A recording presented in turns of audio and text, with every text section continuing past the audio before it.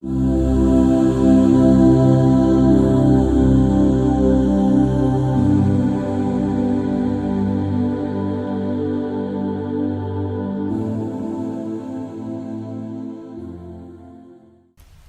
morning and welcome back to Mindful Moments. I'm Megan. And I'm Emily. And today's podcast is about mindfulness education and ways you might use it in your classroom. So what exactly is mindfulness education? Well, it's exactly what it sounds like. It is the purposeful inclusion of mindfulness and meditation practices and principles into education. Mindfulness is about learning to focus your attention in the present and letting go of what has happened in the past or will happen in the future. Mindfulness techniques such as yoga and meditation have gained popularity in the classroom in recent years, though they were used before that in resource classrooms to help students with attention and behavioral concerns. However, teachers soon discovered that mindfulness practices benefited everyone and began to introduce them into their classrooms. Mindfulness practices were successful in mitigating the effects of bullying, improving conflict resolution, enhancing focus in children with ADHD, reducing attention problems, improving mental health and well-being, and reducing stress before a test, and more. So what does this look like in the classroom? For our mindfulness activity that you can use in the classroom, I looked into a popular teacher resource many of us know and love, Go Noodle.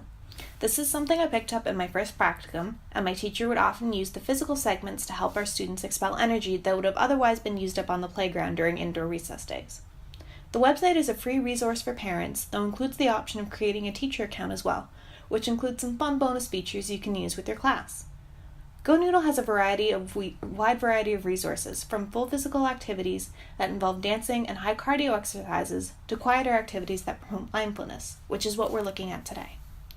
There are several Go Noodle channels that focus on mindfulness, and I watched one video from the Think About It section and one that I remembered from practicum in the Flow section.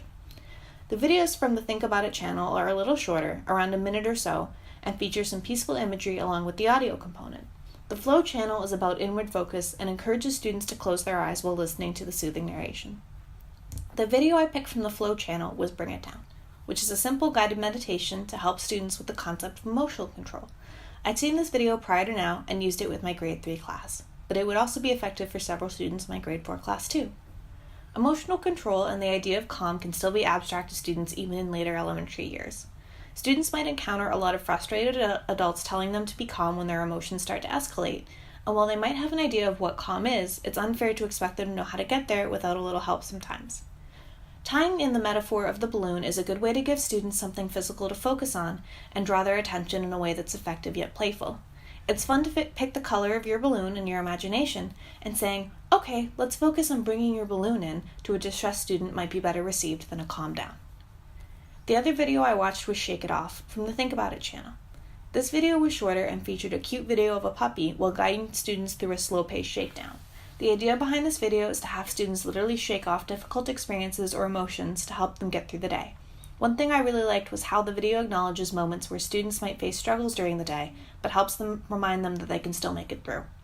Shakedowns are an exercise I'm familiar with as they're frequently used in theater to wake up a performer's body before a show and help get energy levels up.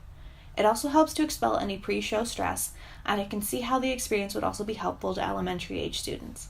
Many of my students need to find ways to rid themselves of any unhelpful feelings or energy during the day until we can focus on working through them at a later time. The activity itself is so simple that students would most likely be able to do it themselves with some guided modeling first. And speaking of guided modeling, we're now going to work through a guided meditation together.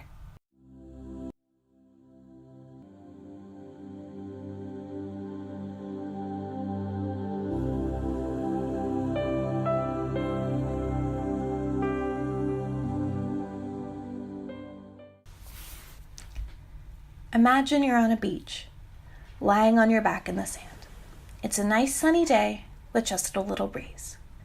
I invite you now to close your eyes if you choose and imagine the sun on your face.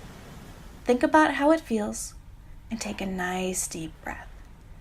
In through your nose and out through your mouth if that's comfortable for you. As you're breathing in and out, think about drawing the sun's warmth inside of you. Let it fill you and spread all across your body. Take another deep breath in and out. Now we're going to focus on your other senses.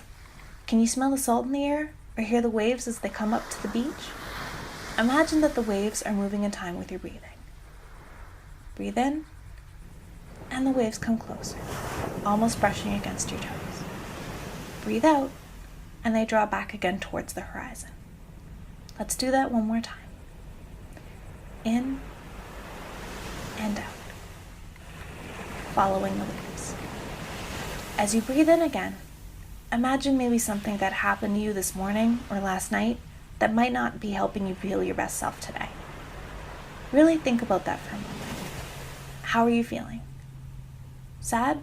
Frustrated? Worried? It's okay. There's nothing wrong with experiencing these emotions, but they can sometimes draw us away from the present and make our minds get stuck, coming slowly towards you. They're going to take what you're feeling now, and as you breathe out, the waves will wash away that negative experience. It's okay. You can let it go. Now imagine something that brings you joy or peace. It might be something that happened recently or a memory you like to carry around with you. Bring it to the front of your mind now. Allow yourself to experience it. As you breathe in, imagine the waves are carrying that good feeling towards you. Let it fill you as the waves wash over you. Breathe out. Keep that good feeling with you, even as the waves pull back. Good. We're going to take one more deep breath in and back out again. It's time to get ready to bring yourself back to the present. Maybe try doing some little movements, wiggling your toes and fingers. When you're ready, you can open your eyes again, knowing you're prepared to face your day. Wonderful. I hope you all feel more relaxed and focused. Keep in mind that mindfulness doesn't just include yoga or meditation. Small activities that you do during transition also fall into this category. Finally, if you're interested in finding more activities, consider the book Mindfulness Games by Susan Greenland, which provides 60 activities you can do with your students. A link to her website where you can access some of these online is provided in the credits. Remember, mindfulness doesn't need to be difficult to make a difference, and we strongly encourage you to include mindful practices into your classroom.